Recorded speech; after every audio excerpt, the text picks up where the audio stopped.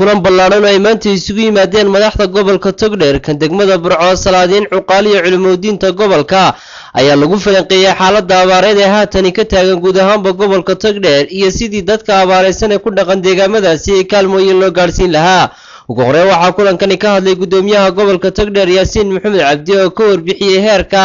heerka ay haatan maraysa xaaladda abaareed ee gobolkani Togdheer ka jirta isagoo gudoomiyuhu tilmaamay in haatan abaartu ay gaadhay meel aad u daran taasoo keentay dad badan oo ku soo barakacay abaaruhu ay ku soo xeroodaan magaalooyinka iyo tuulooyinka. gudoomiyaha gobolka Togdheer maruu ka hadlayay ganacsatada iyo hay'adaha caalamiga ah doorka ay ku leeyihiin kaalmeynta dadka abaaraysan ayaa waxa uu ku dhaliilay inay ka gaabiyeen guud ahaanba kaalmeynta dadkaasi abaaraysan.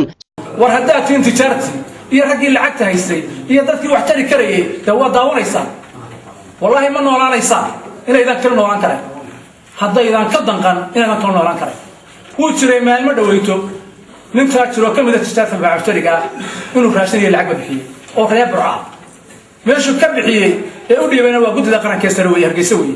waa ilma dhadeero Omar ninka la yiraahdo raashin buu bixiyay isaguna hay'adda la yiraahdo Bishaas Imaaraadka Carabta iyadoo raashin bay bixisay UNS OCHA وهيئتها أن فعلا يعني ما أنت كوها يان ضلك الراشد وقفر أبنا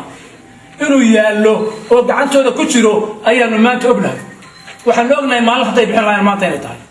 وحنودين شيء جينا أنا اللي بريته وحنا صعبة ترى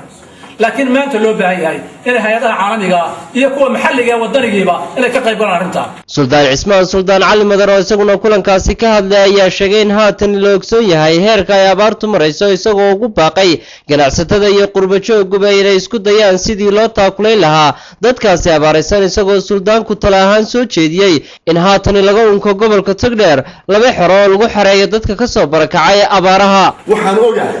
كيف بويد هاي بويد هاي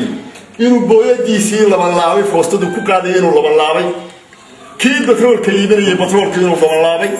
كي تجارك هاي دبده وحكيري إنه لبنلاوي إسكت أقول متكلوا ومد الله قلوا وحلو ترى نكي يبني حبة رودية والله لبنلاوي سحر كي بتمنجر إنه لبنلاوي وعن لا وعن هذا الكلام لا هاي ومدي هاي هذا إذا نسون حريصا وما أنت معاش كلا دوانتان ونقول له إذا كحوسو waxaa kaloo iyaguna kulankani ka hadlay intii uu socday Salaadiin iyo Cuqaal ay kamid ahaayeen Suldaan Maxamuud Guuleed Mire iyo Caaqil Xasan Dhuuxyare kuwaas oo dhammaantoodba ku dheeraaday sida ay waqtigani munaasibka u tahay in kaalmo loo fidiyo dadka abaaraysan ee gobolka Togdheer. Mariyaha sideed reer Burco aan arkay sideed qof waa la soo qaaday magaalada dhaxal keenay haddana waa la soo qaado xaafad baa la dhaxlay waxay ku kaliftay islaantii ugu weynay inay dawristo wax ururso magaalada Togdheer waxaan ogahay 14 qoys oo meel yaal in aasaan ku hadhay hal aasaan waana deegaanada ka mid ah waxaan ogahay xuduudda iminka xooluhu ku hadheen ee hawl la yiraahdo in maanta xooluhu nool yihiin laakiin biyo ay iibsan kari lahayn. geesta kale kulankan ay maanta isugu yimaadeen maamulka iyo waxgaradka gobolka Togdheer kadib ayaa gudoomiyaha gobolka Togdheer ahna gudoomiyaha guddiga abaaraha ee gobolka Togdheer lagu wareejiyay lacag deeq ay soo dhibeen jaaliyadda Soomaaliland ee dalka Switzerland taasoo xadigeedu dhameed $1800. geesta kale iyada ay soo baxayaan warar sheegaya in roobabka gugu ay ka urteen deegaamo ka tirsan gobolka Togdheer ayaa haddana waxaa maanta gudoomiyaha gobolka Togdheer Yaasiin Maxamed Cabdi uu ku dhawaaqay in maalinta Khamiista guud ahaanba laga tukado salaam roodon oo Ilaahay laga baryayo inuu raxmaadkiisa u shubo ummadiisa. Maxamed Caawad Maxamed telefishinka caalamiga Somali Channel xarunta gobolka Togdheer Burco.